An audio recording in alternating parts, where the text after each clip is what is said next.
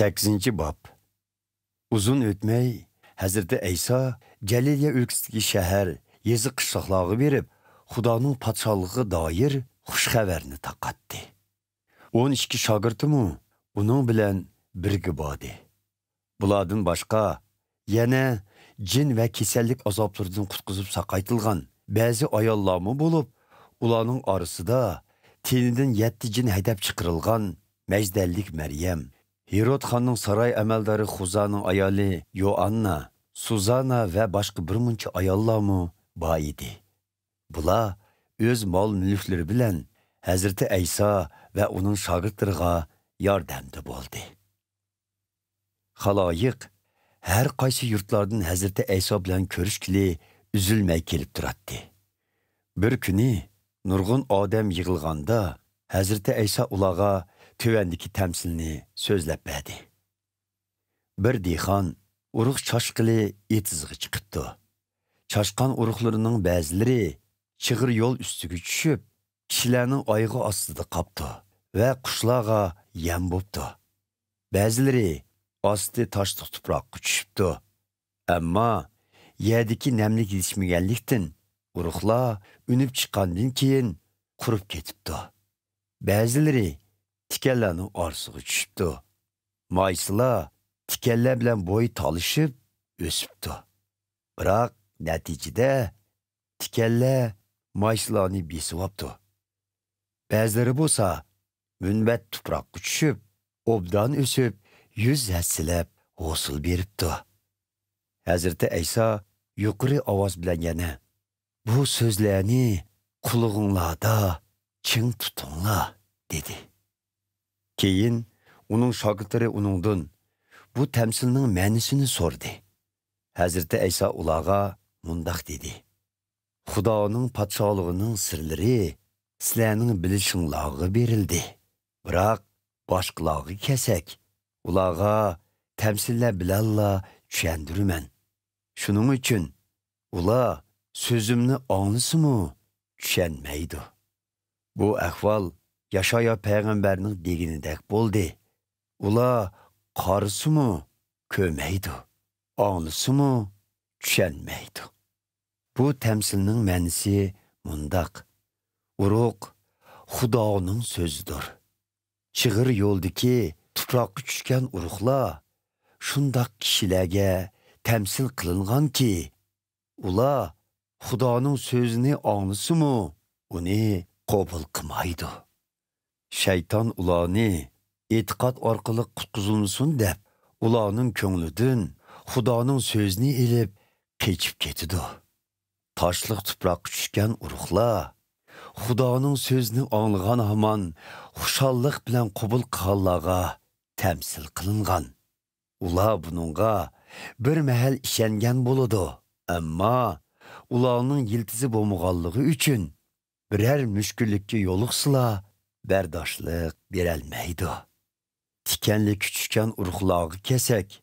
Ula şunda kişilərə temsil qılıngan ki, ula Xudanın sözlerini anlısı mı? Uzun ötmeyla, köңlüge bu dünyanın endişe, baylık ve halavetlerinin iziqturuluşları kirivelip, Xudanın sözünü boğu etidi de, ula hosulsuz qalıdı. Münbət tupraq düşkən uruqlar bolsa, Xudanın sözünü anlaydıgan, ulanı pak ve çin dılıda çın saxlaydıgan, hosul bergüçe səvr qılıdıgan kişilərdir. Hazreti İsa şagirdlərə yana çıraqni yıqıb, onu birer nersi bilen yipib qoyduğan, yoki karvatının astığı yuşup qoyduğan kişi yok, elbette. Əksicə, öyge kirgəllər eniq körəlsin deb, onu gəzmən çıraqdanının üstüge qoyudu. Çünki yipib qoyulgan her qandaq nerse aşkarı bolmay qamaydı. Yoşurulgan her qandaq nerse bilinmey qamaydı. Şunun üçün mening Xudanın haqiqati to'g'risida aytqanlarimni ko'ngil qo'yib anlanglar. Çünki kimdə aql parosat bo'lsa, uningga texmi ko'p beriladi. Lekin kimda aql farosat bo'lmasa, o'zida bor deb qaralg'inimi elib ketiladi, dedi. Hazreti Aysoning onasi va inlari uning bilan ko'rishgili keldi. Lekin odam ko'p bo'lg'ashqa yeniga kelolmagan edi. Bir kishi Hazreti Aysoga, "Onangiz va inlaringiz siz bilan ko'rishimiz deb sirtib turdi", dedi. Xudoning so'zini anglab, uningga amal qilganlarning hammasi mening onam va aka inlarimdir, dedi Hazreti Ayso ko'pchilikka. Bir kuni Hazreti Ayso shogird bilan birga kemaga tushib, ularga "Ko'lning u qetig'i borayli", dedi. Shuning bilan ular yo'lga chiqdi. Kema ketayotganda Hazreti Ayso uxlab qoldi. Ushtum-tut qattiq bo'ron chiqib, kemaga suv to'shib, hammasi intayin xab ichida qoldi. Shogirdlar Hazreti Aysoni uyg'otib, "Ustoz, g'arq bo'lish oldida turimiz", dedi. Hazreti Ayso uyg'onib, bo'ron chopqinga buyruq qilgan edi. Bo'ron to'xtab, do'lqin pastlab, hammasi tinchidi. Ondan u shogirdlarga burilib, "Ishonchinglar nega ketdi?" dedi. Shogirdlar ham hayron bo'lib, ham qo'qishib bir-biriga, "Bu odam zodi kimdi? Buyruq qilsa, hatto bo'ron va do'lqinlarmi uning gapini anglaydi ekan, ha?" deb ketishdi. Hazreti Ayso shogirdlari bilan Jaliliya ko'lining u chetidagi gerasliklar turgan yerga bordi. Hazreti Ayso qirg'oqqa chiqishiga shahardan kelgan jin chaplashgan biri uning oldiga keldi. Bu odam uzundan beri kiyim kiymay, uyda tumay, go'r qilingan o'nkirlarda yashaydi. U Hazreti Aysoni ko'rishi bilanla uning oyog'iga yiqilib, "Ulug' Xudoning o'g'li Ayso, ishimga aralashma. Sendan o'tinamanki, meni qiynama", deb vaqirab ketdi. Uning bundoq deyishning sababi Hazreti Ayso jinga uning tenidan chiqishni buyurgan edi. Jin bu odamni uzun vaqt ilkiga ilib olgan edi. Xalq bu odamni ko'p qitim zanjir kishanlar bilan bog'lab, qamab qo'ygan bo'lsa-mu, u ularni uzib qechib chiqib, jin tarpidan cho'l bayovonlarga ilib ketiladi. Hazreti Ayso bu odamdan, "Isming nima?" deb so'radi. "Ismim Minglig'an", deb javob berdi bu odamni so'zlayotgan jin. Chunki bu odamga minglig'an jinlar chopishib olgan edi. Ular Hazreti Aysoga o'zlarini shaytonga tayyorlangan tegi yo'q hanglarga surgun qilmaslikni o'tinib yolvirdi. Shu atrofdagi tog' bag'rida bir to'p to'ng'iz podisi oziqlanib yuradi. Jinlar Hazreti Aysoga yolvirib, to'ng'izlarning teniga kirib ketishiga ijozat berishni talab qildi. Hazreti Ayso ijozat berdi. Jinlar yelki odamning tenidan chiqib, to'ng'izlarga chopishib oldi. Bütün to'ng'iz podisi patparoq bo'lib, yugurgan peti yordan tushib, ko'lga g'arq bo'ldi. Bu holni ko'rgan to'ng'iz boquvchilar u yerdan qechib, shahar yezlarda bu xabarni taqatdi. U yerdagi kishilar zodi nima ish bo'lganligini ko'rgili bu yerga kelishdi. Ular Hazreti Aysoning oldiga kelib, tenidan jinlar chiqib ketgan yilqi odamning kiyimlarini kiyib, as o'sha joyida holda Hazreti Aysoning oldida o'tirganligini ko'rib, qo'rqib ketishdi. Bu mo'jizani ko'rganlar yilqi kishining soqish jarayonini ko'pchilikka so'zlab berdi. Shu yerdagi kishilar Hazreti Aysoning u yerdan ketishini talab qilishdi. Chunki ular intayin qo'rqishgan edi. Shunga Hazreti Ayso kemaga tushib, qaytib ketmoqchi bo'ldi. Tenidan jinlar chiqib ketgan yilqi kishi Hazreti Aysoga, "Menmi siz bilan birga ketay", deb yolvurdi. Lekin Hazreti Ayso uningga, "Uyingga qaytib berib, Xudoning sana ne kadar cho'ng ishlarni qilib berganligini yetkizgin", dedi. U odam qaytib berib, bütün shaharni oralab, Hazreti İsa o'zi qilib bergan cho'ng ishlarni hammaylanga yetkizdi.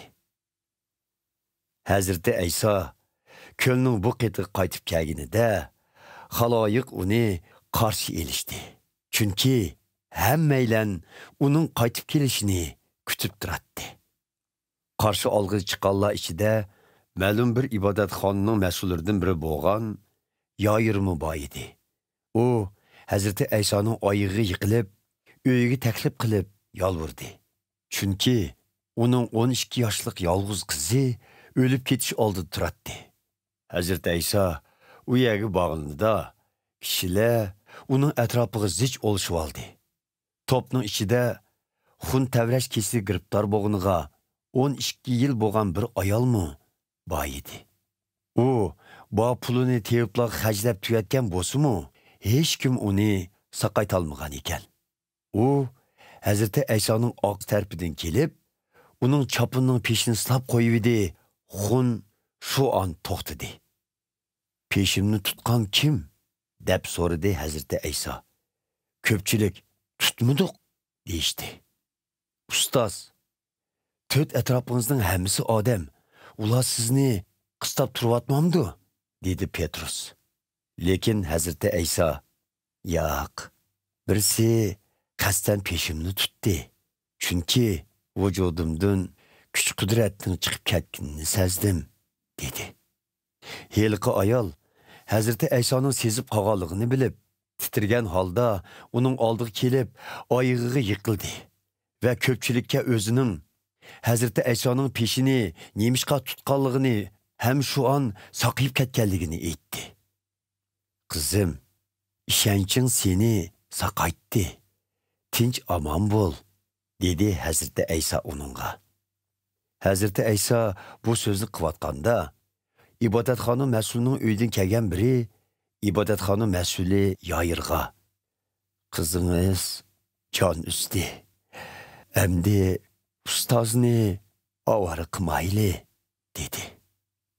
Buni anglagan Hazreti İsa Yoyirga, qo'rqmag'in, menga ishongin, u saqayib ketadi, dedi. Hazreti İsa Yoyirning uyiga borganda Petrus, Yuhanna, Yoqub va qizning ota-onasidan boshqa kishilarning o'zi bilan birga uyiga kirishiga ruxsat qilmadi. U yerdagilar qizga hozir tutib, yig'izlar qilishyotdi. Hazreti İsa ularga, "Bo'ldi, yig'lamanglar. Qiz o'lmadi, uxlab qopti", dedi. Biroq xaloyiq uni masxara qildi. Chunki qizning allaqachon jon uzganligidan ularning xabari bor edi. Lekin Hazreti İsa qizning qo'lidan tortib, "Balam, o'rningdan tur", deb chaqirdi. Qizning ruhi teniga qaytib kelib, u darhol o'rnidan turdi. Hazreti İsa ularga qizning qo'sig'iga bir narsa berishni buyurdi. Qizning ota-onasi nihoyatda hayron qilishdi. Lekin Hazreti İsa ularga bu ishni hech kimga tinmaslikni topiladi.